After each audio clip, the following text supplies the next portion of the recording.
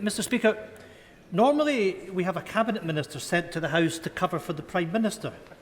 But today we have before us the Prime Minister desperately trying to cover for a Foreign Secretary who should have been sacked weeks ago.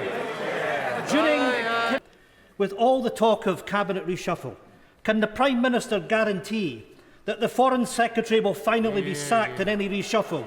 Or does he intend to reward incompetence?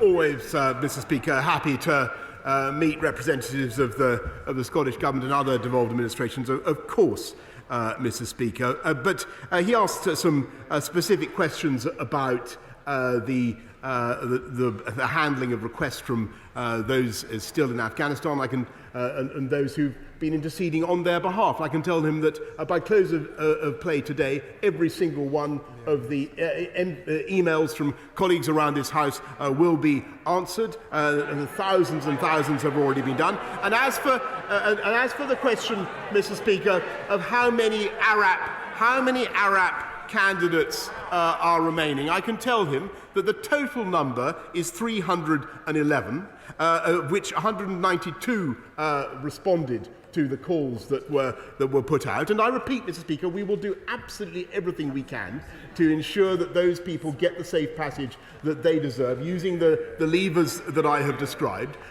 We have a Prime Minister incapable of international leadership just when we needed it most. I know it's uncomfortable. The terrible attacks from ISIS-K highlight the new security threat. The government must act quickly to coordinate international partners to ensure the Afghan government's collapse does not lead to a vacuum for terrorists to fill. Well, Mr Speaker, there weren't many questions that the right honourable gentleman put to me in that. He made the general assertion that the government hadn't been focusing on Afghanistan, but as far as I can remember, he didn't even bother to turn up to the first of the 3 statements I've given on Afghanistan in this House, Mr Speaker, this year. I don't know where he was. Such were his instincts and such were his understanding of the importance of that issue.